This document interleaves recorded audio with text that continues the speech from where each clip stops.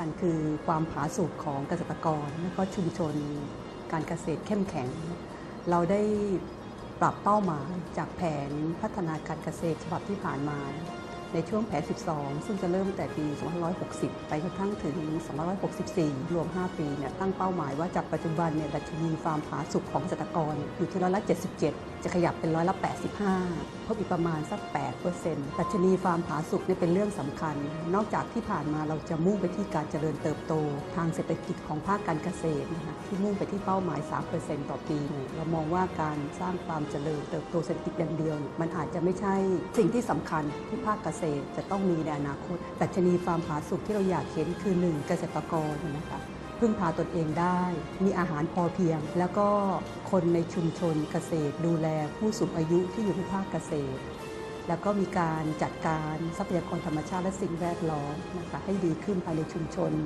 ปัญหาหนี้สินเราแบ่งเป็นยุทธศาสตร์4เรื่องนะคะเรื่องที่ 1คือ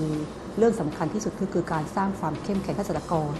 และก็ชุมชนเกษตรเช่นยึดปรัชญาเศรษฐกิจพอเพียงทำเรื่องเกษตรอินทรีย์เกษตรผสมผสานหรือว่าวนเกษตรแล้วก็สร้างเรื่ององค์ความรู้เรื่องของการเรียนรู้ผ่านศูนย์เรียนรู้882ศูนย์คือทำยังไงก็ได้ให้เกษตรกรมีความรู้เท่าทันกับการเปลี่ยนแปลงของโลกแล้วก็เรื่องที่สำคัญก็คือทำให้เกษตรกรใช้หลักปรัชญาเศรษฐกิจพอเพียงในการทำการผลิตแล้วก็ปรับเปลี่ยนอาชีพถ้า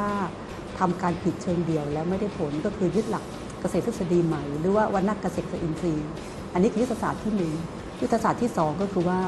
ในกลุ่มเกษตรกรนะคะที่เป็นระดับกลางหรือระดับบนนะคะที่มีความสามารถในการผลิตเพื่อการค้าหรือการส่งออกอันนี้ก็จะทำเรื่องของการเพิ่มประสิทธิภาพการบริหารจัดการสินค้าเกษตรตลอดห่วงโซ่ประทานเรื่องของการจัดการเขตเศรษฐกิจพิเศษชายแดนเรื่องของการเพิ่มผลผลิตต่อหน่วยและเรื่องของการรวมกลุ่มเกษตรกรเป็นสหกรณ์และเรื่องของการทำ PPP เช่นในเรื่องของการรวมกันเพื่อพัฒนาสหกรณ์ให้ต่อยอดเชิงธุรกิจเพื่อการส่งออกและก็เป็นส่วนหนึ่งของผู้ส่งออกไทยในอนาคตยุทธศาสตร์ที่3เป็นเรื่องของการวิจัยพัฒนาและก็เรื่องของนวัตกรรมด้านการเกษตรจะเป็นเรื่องของวิจัยพัฒนางานวิจัยการเกษตรไม่ว่าจะเป็นวิจัยเชิงทฤษฎีนะคะเช่นเรื่องของพันธุ์พืชพันธุ์สัตว์ประมงในเรื่องของทนร้อนทนแล้งหรือว่าพันธุ์พืชใช้น้ำน้อยและสัตว์ที่ต้านทานโรคแล้วก็เรื่องของการวิจัยพัฒนาอาหารสัตว์เรื่องของนวัตกรรมเช่นนวัตกรรมในเรื่องของการใช้เครื่องมือการเกษตรเรื่องของเครื่องจักรกลมอเตอร์พูลทั้งหมดเป็นยุทธศาสตร์ที่3ยุทธศาสตร์ที่4คือเรื่องของการทำลงไว้ซึ่งทรัพยากรธรรมชาติและสิ่งแวดล้อมอย่างยั่งยืนคือดูแลเรื่องดิน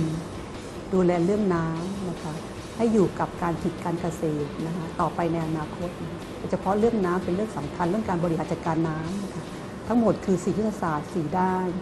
ที่จะประกอบกันและบูรณาการร่วมกัน